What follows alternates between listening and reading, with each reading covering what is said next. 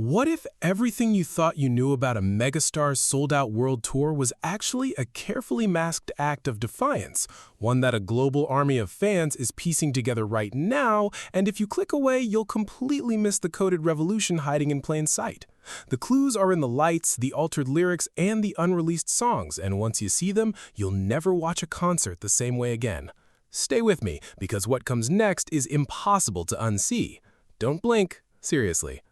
Imagine you're standing in a sold-out arena, surrounded by tens of thousands of screaming fans, and you think you're just there for a great rock show, but according to an explosive wave of fan-led investigations and persistent industry whispers, you might actually be witnessing a full-blown, high-stakes protest against one of the darkest alleged practices in modern music: forced industry closeting.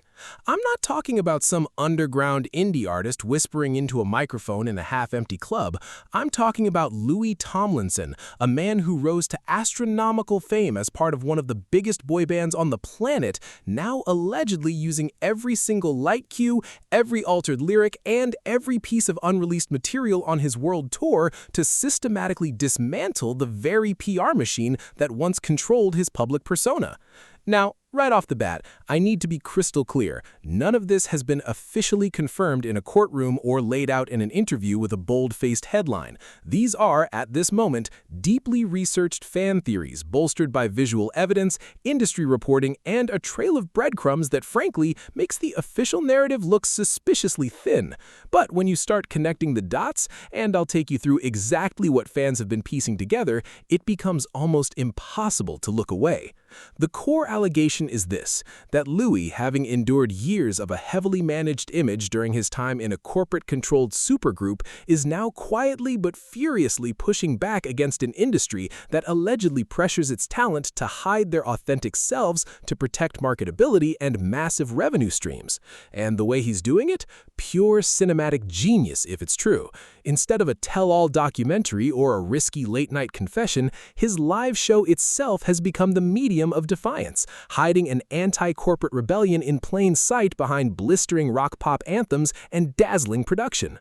The first thing that grabs your attention, and what fans immediately flagged, is the deliberate and highly specific use of color on stage. During key emotional moments in the setlist, the massive lighting rig reportedly floods the stadium with brilliant shades that hold profound historical meaning within the LGBTQ+ community, the very colors, sources claim, that were once strictly forbidden or heavily discouraged by management during his earlier career in the band. Now, is that just a lighting director getting artsy with a multi-million-dollar setup, or is it a calculated, defiant message of solidarity and personal truth beamed directly to millions of eyes? When you align those vivid visuals with the intensely unscripted, passionate speeches Louis gives on stage about creating a safe, judgment-free space and embracing your true self, a powerful narrative emerges from the shadows. But it doesn't stop there. According to fan analyses that have gone viral across multiple platforms, specific lyrical tweaks have been spotted during live performances: pronoun shifts, added ad-libs, or the emotional inflections he places on certain lines that deviate sharply from studio recordings. These changes aren't random. Fans allege they form a consistent, evolving storyline night after night, a coded dialogue only understandable to those who know the pain of forced silence.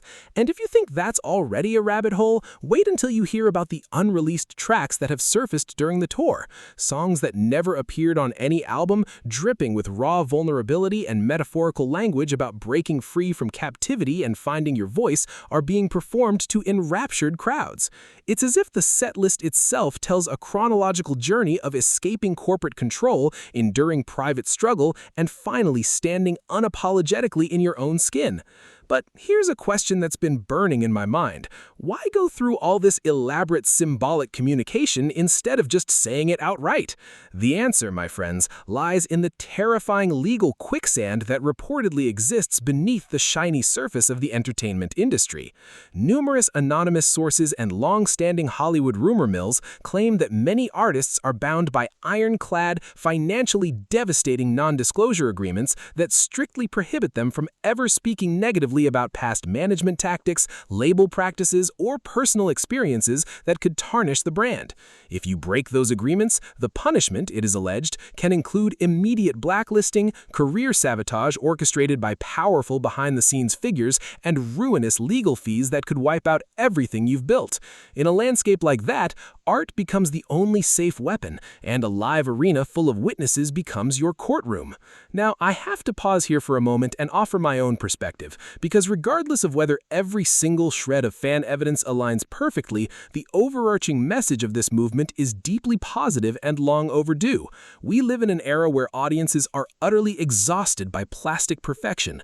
We crave the messy, difficult, beautiful reality of human beings. If an artist is using his hard-earned platform, one he literally built from the ground up after going independent and taking massive financial risks, to resist a system that allegedly pressures people into closets for the sake of quarterly earnings, then I can only stand back and applaud. It's honestly hilarious how some music executives still cling to 1990-style PR control, thinking they can sanitize an artist's identity while the entire internet community is busy decoding a single lingering glance on stage in 4K slow motion. The sheer audacity of that corporate arrogance is almost comical, and frankly, watching it get outplayed by a man with a guitar and a brilliantly devoted fan base brings a little smile to my face every single time. Speaking of that fan base, their role in this alleged protest cannot be overstated. They have essentially become the investigative journalists that traditional entertainment media often fails to be.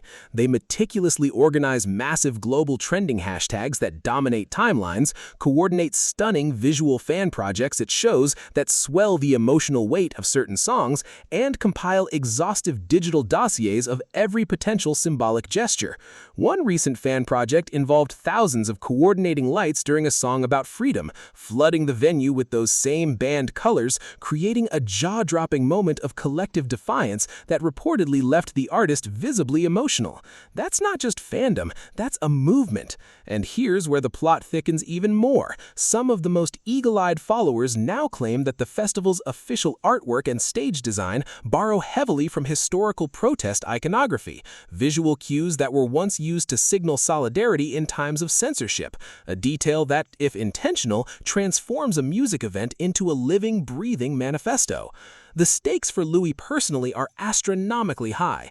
If any part of these allegations hold water, he is walking a razor's edge between artistic liberation and professional annihilation, navigating a minefield where one wrong legal step could trigger devastating retaliation. Yet, here he is, night after night, selling out arenas across the globe, launching his own totally independent festival that actively champions new voices and intentionally shuts out the old corporate playbook. According to reports from those close to him, he's prioritized surrounding himself with a trusted team that respects his creative vision, a move that is exceedingly rare in an industry that prefers its talent compliant, quiet, and endlessly profitable. Now, what makes this entire situation so endlessly gripping for anyone following along is the constant unveiling of new layers. Just when you think you've mapped out the full scope of the alleged protest, a new piece of tour merchandise drops featuring historically significant imagery that fans link instantly to the narrative of liberation from toxic constraints. Or a broadcast performance includes a subtle stage design element that echoes a deeply personal symbol, sending the online detective community into a frenzy of analysis. For example, recent footage from a European leg of the tour showed a striking moment where the entire stage went dark except for a single vivid color. Fans claimed it directly mirrored a moment from a music video years ago that was allegedly censored by the label. Is it a coincidence? Possibly. Is it a breadcrumb? That's for you to decide. But this pattern is precisely what keeps millions of viewers from clicking away, because there's always one more hidden detail that might change everything. And let's not forget the most recent development. During a show just last week, he reportedly paused mid-set to deliver an impassioned off-script monologue about the importance of never letting anyone edit your story. Words that instantly sent the online fandom into overdrive, drawing direct parallels to his own well-documented battles for creative control. It's almost like watching a mystery thriller unfold in real time, and trust me, the tension of not knowing what symbol will appear next is half the reason this story has such a grip on people.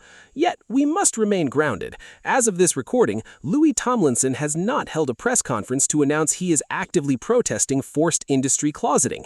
His strategic silence might well be the smartest move in a high-stakes game of chess, allowing the symbolism to speak loudly enough to those who need to hear it, while offering no easy target for corporate lawyers. And that, in a strange way, makes the alleged protest even more brilliant. It thrives in the space between deniability and unmistakable pattern. In my opinion, the most beautiful part of this entire saga is that if you walk into his concert without any knowledge of these theories, you'll still have a phenomenal high-energy rock experience.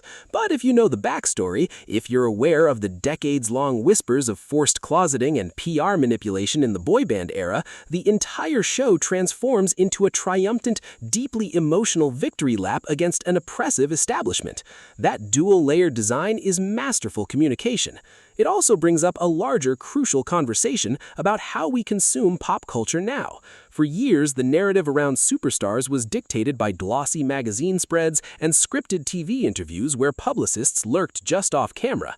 The labels held all the cards, but social media flipped that script forever.